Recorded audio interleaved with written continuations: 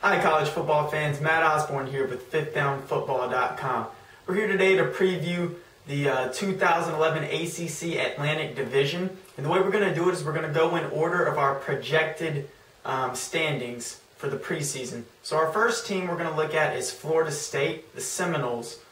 They're returning a lot of talent on both sides of the ball. They have 8 starters back on both sides, and it's all going to start with their new quarterback, E.J. Manuel. People have been raving about his play during spring practice. He's a 5-star recruit coming out of high school, brings a lot more athleticism to the position than Christian Ponder did. He's got a lot of good wide receivers to throw the ball to: Burt Reed, Taiwan Easternly, Willie Halstead. 3 starters back on the offensive line. On the defensive side of the ball, the Noles really know how to get after the quarterback. They tied for first in the country with 48 sacks last year. Brandon Jenkins is on our first team All-American preseason list. He had 13.5 sacks last year. They have to replace 2 of their linebackers from last year, but they have a lot of talent behind them at that position. And they also have 2 quality cornerbacks, Xavier Rhodes and Greg Reed, who should help shut down opposing receivers in the ACC. So the Noles are by far the best team in the ACC Atlantic Division, and I think it'd be a real upset if anybody else were to win that division this year. Okay, the second team we're going to look at, I originally had them as the clear-cut number 2. I'm starting to question that a little bit now due to spring practice, but I'm going to stick with them for now, and that's the Clemson Tigers.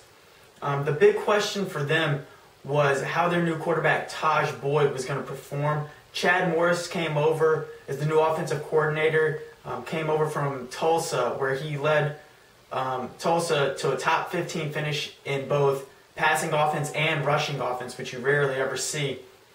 But I just haven't really been hearing great things about Boyd's performance thus far in spring. He was only 8 for 24 in their annual spring game.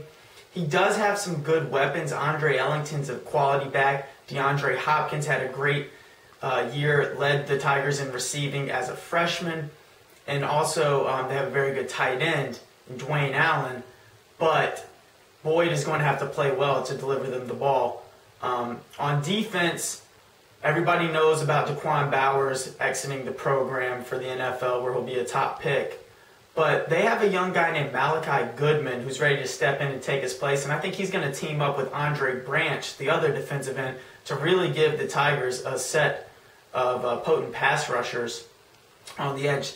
The Tigers lose 3 of their 4 secondary players, including DeAndre McDaniels, but the Tigers did finish 13th in the country in scoring defense last year, so I expect the Tigers to be good on that side of the ball this year.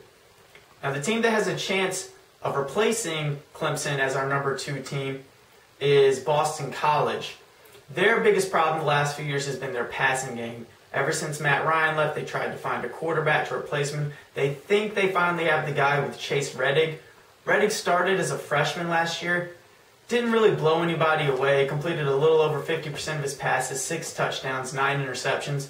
But it's also important to keep in mind that his 2 leading targets last year, Alex Amidon and Bobby Swigert, were both true freshmen.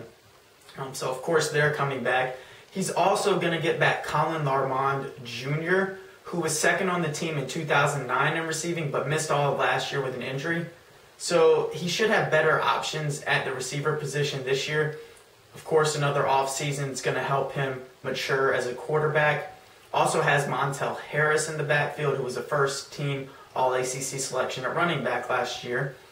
The Eagles lose some offensive linemen, but they're known for producing quality offensive linemen every year, so I'm not really concerned too much about that. On defense, basically the only thing you need to know about Boston College is the name Luke Kuechly. This guy is a freak at the linebacker position. Led the country by a wide margin last year, 183 tackles. This guy is unbelievable. He might break 200 tackles this year. That's where it starts and ends for the Eagles defense. And Frank Spaziani has a good defensive unit going over there for the Eagles. Now the team, I have them ranked 4th, but I think they could make some noise if things fall into place. The NC State Wolfpack. This is going to finally be Mike Glennon's year to take over at quarterback.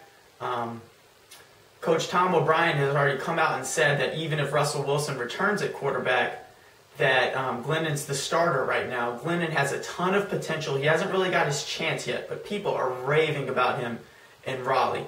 Now, the question's going to be who's he going to throw the ball to, because they're losing their top 3 pass catchers from last year. And basically at the wide receiver position, T.J. Graham is the only receiver with significant experience. George Bryan is a very good tight end.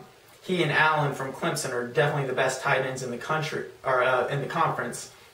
So he'll definitely rely on them. Mustafa Green got hurt right here at the end of spring practice, but he kind of emerged as a legitimate threat at running back for NC State last year. And he was also running behind a pretty small and inexperienced offensive line. So they'll come back, have a lot more experience this year.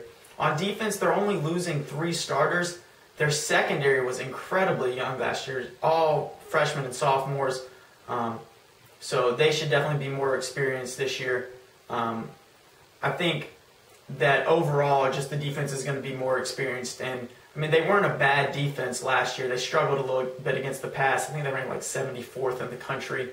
But definitely improvements are on the way. Okay, the 5th team, Maryland Terrapins. Of course, we all know about the coaching change there. Randy Edsall came over from Connecticut. But I think maybe a bigger coaching move is the addition of Gary Croton from LSU at offensive coordinator. And he's going to be working with quarterback Danny O'Brien, who won ACC Freshman of the Year last year. Had a really amazing season for a freshman, 22 touchdowns, 8 interceptions. You normally don't see freshmen with those kind of numbers. But O'Brien has said that learning Croton's offense is similar to learning another language. So we'll have to see how he responds to that. Maryland's also losing probably their 2 most dynamic offensive players from a year ago. Darrell Scott at running back and Torrey Smith, who's going to be a high selection at wide receiver, who he declared early for the NFL draft. So we'll have to see how well they can replace those 2, what skill players are going to step up to really help out O'Brien.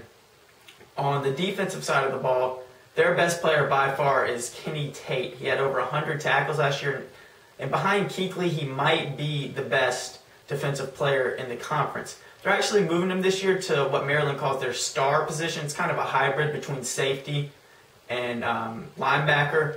So I think they're going to put him up closer to the line of scrimmage, really let him make some plays. And Maryland does lose 3 of their top 5 tacklers from last year, but Tate will definitely help solidify the defense to the best of his ability. I think it'll be an okay defense. That's why we have Maryland ranked 5th right now. The last team we're looking at, our 6th place team in the division, Wake Forest Demon Deacons. And this team is just, they're in a lot of mess right now on both sides of the ball. They do have Josh Harris, pretty good running back. His freshman season last year, he had over 700 yards and 7 touchdowns, pretty good numbers. But behind that, it's just complete disaster. They have 5 quarterbacks competing for the starting job. That's just unheard of. Tanner Price was the starter last year as a freshman, but they also had a lot of other guys who got some time there. They don't know what's going to happen this year. They don't know how Price or any other quarterbacks are really going to perform this year, so they need to figure that out first and foremost. And their biggest problems last year, which is why they finished last in the division, was their defense. They were 110th in the nation in scoring defense. Just really terrible. They actually started 6 true freshmen, which probably accounts for some of those statistics. They lose only 2 starters, but when you're talking about a defense that ranks 110th, you don't really know how good it is to be returning most of those guys. They were really small up front. They really need to bulk up a lot. On both, actually, their defensive line and in their secondary, all of the starters were freshmen, and then there was 1 sophomore. So that's a problem, more experience this year, but I just don't think they have what it takes to get it done this year. So anyways, that's our look at the ACC Atlantic Division for 2011. Be sure to check us out as always, www.fifthdownfootball.com, and we'll be back with our preview of the Coastal Division soon.